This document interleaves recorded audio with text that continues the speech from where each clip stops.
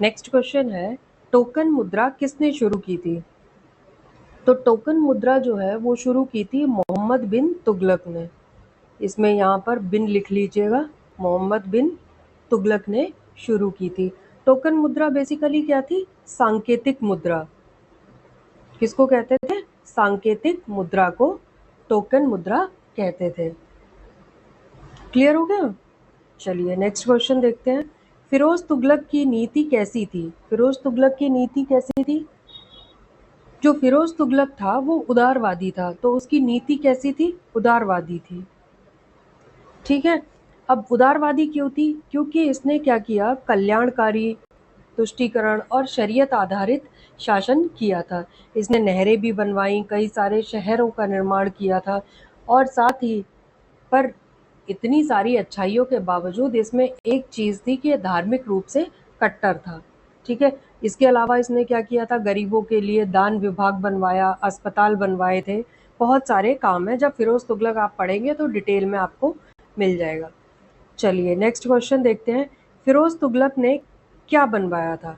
नहरें, मस्जिद, दोनों या कोई नहीं? तो जो फिरोज तुगलक था, मैंने आपको अभी क्वेश्चन में डिटेल में बताया कि बहुत सारी चीज़ों का निर्माण करवाया था। तो इसने दोनों चीज़ें बनवाई थी, नहरें भी और मस्जिद भी।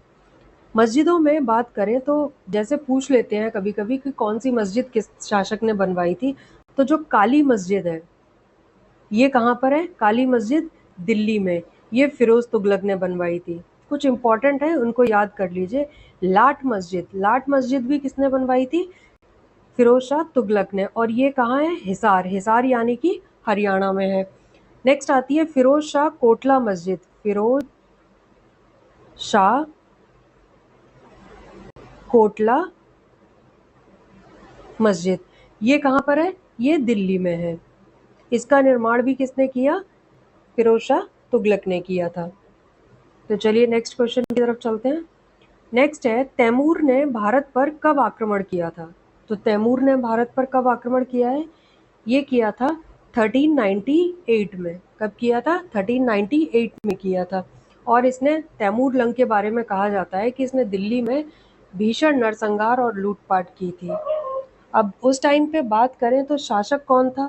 सुल्तान नासिरुद्दीन महमूद शाह तुगलक, ये जो था वो भारत पर शासन कर रहा था उस टाइम। तैमूर जो है वो 14वीं शताब्दी में तुर्क मंगोल शासक था, और ये कहाँ का शासक था? समरकंद का था। कहाँ का? समरकंद। समरकंद वर्तमान में कहाँ है? उज्बेकिस्तान में। उज्बेकिस्तान याद रखिएगा। ठीक है। इसे क्या कहा जाता है? तैमूर ए लंग कहा जाता है। क्या कहते हैं? मैं आपको लिख के दिखा देती हूँ ताकि मिस्टेक ना हो। तैमूर ए लंग, तैमूर ए लंग कहा जाता था, जिसका मतलब होता था लंगड़ा तैमूर। क्योंकि ये क्या था, युद्ध इतने सारे किए थे इसने कि इसके पैर जो है एक वो क्षति हो गया था, जिस वजह से ये लंगड़ा हो गया था। चलिए नेक्स्ट क्वेश्चन देखते हैं। तैमूर ने किस शहर को लूटा था? अभी मैंने आपको बताया कहाँ पर लूटपाट की थी उसने सबसे ज्यादा? दिल्ली में की थी ऑब्वियसली। ठीक। चलिए नेक्स्ट क्वेश्चन की तरफ चलते हैं। सैयद वंश का संस्थापक कौन था? सैयद वंश की बात कर ले तो सैयद वंश का संस्थापक कौन था? सोचिए जरा 2 सेकंड के लिए। खिज्र खान था, बहलोल लोदी था, इब्राहिम लोदी था, या सिकंदर था? तो जो सैयद वंश का संस्थापक था वो था खिज्र खान। और सैयद वंश की स्थापना कब की थी? 1414 ईस्वी में। कब की थी? 1414 ईस्वी में की थी। नेक्स्ट चलते हैं क्वेश्चन की तरफ। नेक्स्ट है, लोधी वंश का संस्थापक कौन था? लोधी वंश का संस्थापक कौन था? मैं आपको आंसर बता देती हूँ, बहलोल लोधी था। और लोधी वंश की जो स्थापना हुई है वो 1451 में हुई थी। कब हुई थी? 1451 में। जो लोधी वंश है वो पहला अफगान वंश था जिसने दिल्ली पर शासन किया। ठीक है। लोधी वंश क्या था? अफगान वंश था। और ये क्या था? दिल्ली सल्तनत का ये लास्ट राजवंश भी है। इसके बाद दिल्ली सल्तनत जो है वो समाप्त हो गई थी। ठीक। चलिए नेक्स्ट क्वेश्चन की तरफ चलते हैं। सिकंदर लोदी ने क्या स्थापित किया था? तो सिकंदर लोदी ने क्या स्थापित किया है? बताइए जरा। आगरा की स्थापना की थी सिकंदर लोदी ने, या फिर दिल्ली की थी, या फिर लाहौर की, या फिर कन्नौज की। तो जो सिकंदर लोदी है इसने स्थापना की थी आगरा की। अब आगरा की स्थापना कब की इसने? 1504 में। कब की थी?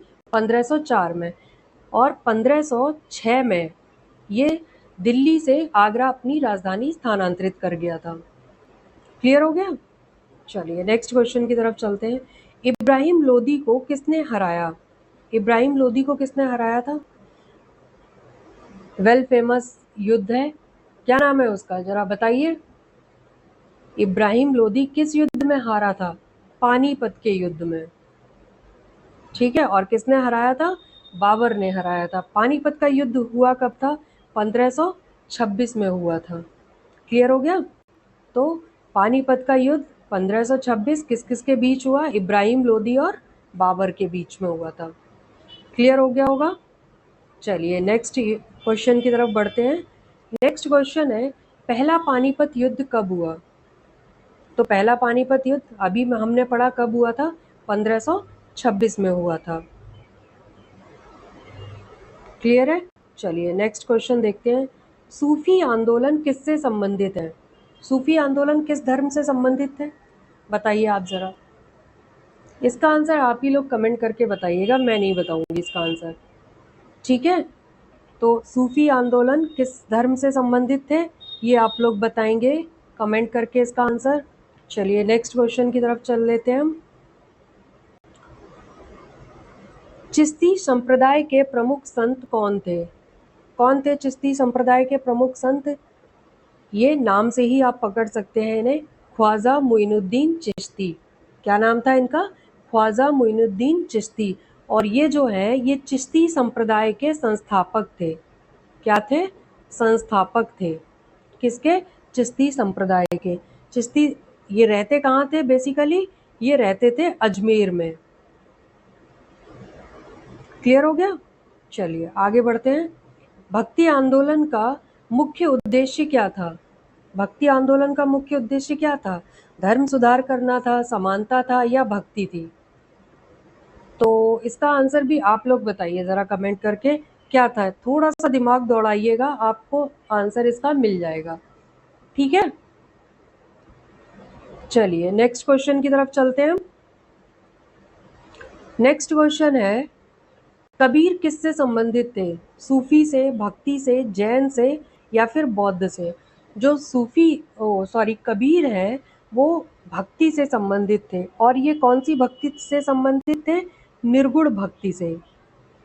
भक्ति कितने टाइप की होती है? 2 टाइप की होती है, एक निर्गुण और एक सगुण। तो ये निर्गुण भक्ति की धारा से संबंधित संत कवि थे। इनका जन्म जो है वो कहाँ हुआ था? वाराणसी में। ये पूछ लिया जाता है क्वेश्चन कि कबीर का जन्म कहाँ हुआ? वाराणसी में हुआ था। और मृत्यु कहाँ हुई है? मगहर में। कहाँ हुई? मगहर में हुई थी। इनकी रचनाओं की, किसकी रचनाओं की? कबीर की रचनाओं की अगर हम बात करें तो साखी लिखी है इन्होंने, सबद लिखी है और रमैनी लिखे हैं। क्लियर हो गया होगा? चलिए आगे बढ़ते हैं। गुरु नानक ने क्या स्थापित किया था? तो गुरु नानक ने कौन सा धर्म स्थापित किया था? आप लोग बता सकते हैं तो बताइए इसका आंसर क्या होगा। गुरु नानक ने कौन से धर्म की स्थापना की थी? कमेंट करके आप बताएंगे इसका आंसर क्या होगा। चलिए नेक्स्ट क्वेश्चन की तरफ चलते हैं हम। अलबरूनी किसके साथ आया था? तो अलबरूनी किसके साथ आया था? अलबरूनी आया था महमूद गजनवी के साथ में। किसके साथ में आया था? महमूद गजनवी के साथ में। बात कर लेते हैं, मैंने हमेशा आपसे कहा है कि बुक्स इंपॉर्टेंट होती हैं तो उनको ज़रूर ध्यान रखिएगा। तो अलबरूनी की जो बुक है उसका नाम क्या है? किताब उल हिंद,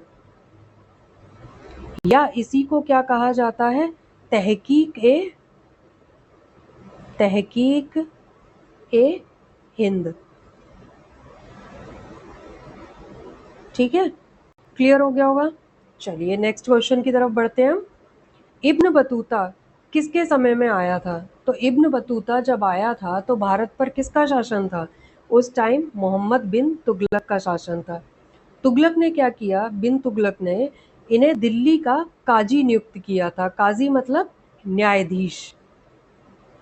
क्या नियुक्त किया? काजी नियुक्त किया था दिल्ली का। इनकी बुक है इब्न बतूता की, क्या नाम है उसका? रहला। तो इब्न बतूता की बुक का नाम क्या है? रहला है। क्लियर हो गया? चलिए आगे बढ़ते हैं। नेक्स्ट है, बुक का नाम ही है। तारीख फिरोज शाही किसने लिखी है? तो तारीख फिरोज शाही जो लिखी है वो लिखी है बर्नी ने। और इनका पूरा नाम क्या है? जियाउद्दीन बर्नी। क्लियर हो गया? बर्नी की एक और बुक है जिसे क्या कहते हैं? तारीख फिरोज शाही तो है ही है। इनकी अन्य बुक जो तारीख फिरोज शाही है, इसी नाम से बुक लिखी है किसने? शमशे सिराज ने। तो याद रखिएगा, जो तारीख फिरोज शाही है वो क्या है? दो लोगों ने लिखी है, पर वो अलग अलग है। ठीक है? किस किस ने लिखी है? एक जियाउद्दीन बर्नी ने लिखी है और एक लिखी है शमशे सिराज अफीफ ने। क्लियर हो गया? चलिए आगे बढ़ते हैं।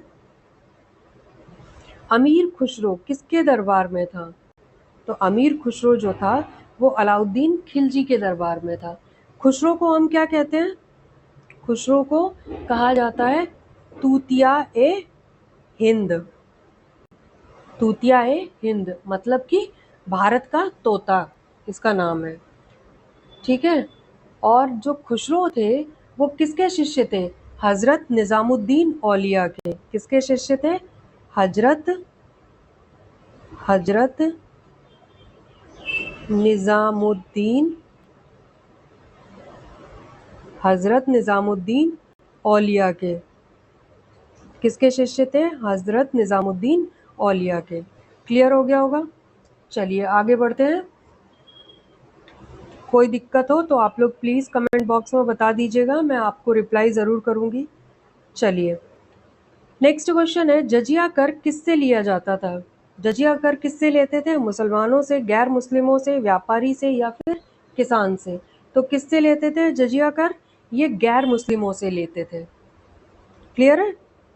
चलिए आगे बढ़ते हैं। नेक्स्ट क्वेश्चन है, दीवान ए रियासत किससे संबंधित है? तो दीवान ए रियासत जो है वो मैंने आपको बताई है अभी। ठीक है? पिछले क्वेश्चंस में। तो आप लोग बताएंगे मुझे कि दीवान ए रियासत किससे संबंधित है और ये किसने शुरू किया था। ठीक है? ध्यान रखिएगा, कमेंट बॉक्स में हर हाल में आप इसका आंसर मुझे बताएंगे। और इनके अगर आपको पीडीएफ नोट्स चाहिए तो आप लोग प्लीज़ टेलीग्राम चैनल में जाके ले सकते हैं। नेक्स्ट क्वेश्चन है, दीवान अर्ज क्या है? दीवान अर्ज क्या था?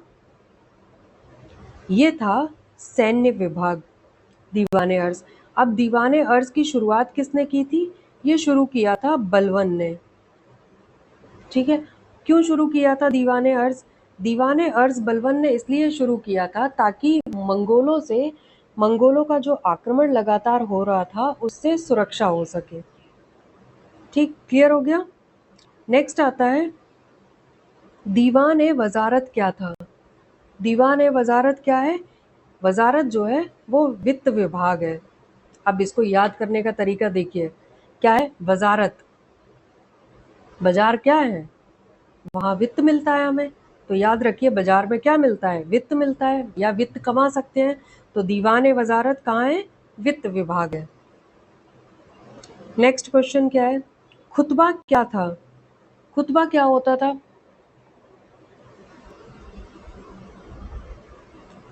कर, शाही घोषणा, युद्ध या फिर कानून? क्या थे? जरा सोचिए 2 सेकंड के लिए। जो खुतबा था वो होता था शाही घोषणा। क्या होता था? शाही घोषणा होती थी। नेक्स्ट क्वेश्चन है, सुल्तान का अर्थ क्या था? सुल्तान का क्या अर्थ होता था? आप लोग बता सकते हैं। इसका मतलब था राजा। अरबी भाषा का शब्द है सुल्तान जो है वो किसका है? अरबी भाषा का शब्द है। इसका मतलब होता है कि शक्ति, अधिकार, शासक या फिर प्रभुत्व। मतलब जिसके पास शक्ति हो, ठीक है, अधिकार हो, वो कौन होता है? वो आपका सुल्तान होता है। ठीक है? चलिए नेक्स्ट क्वेश्चन की तरफ चलते हैं।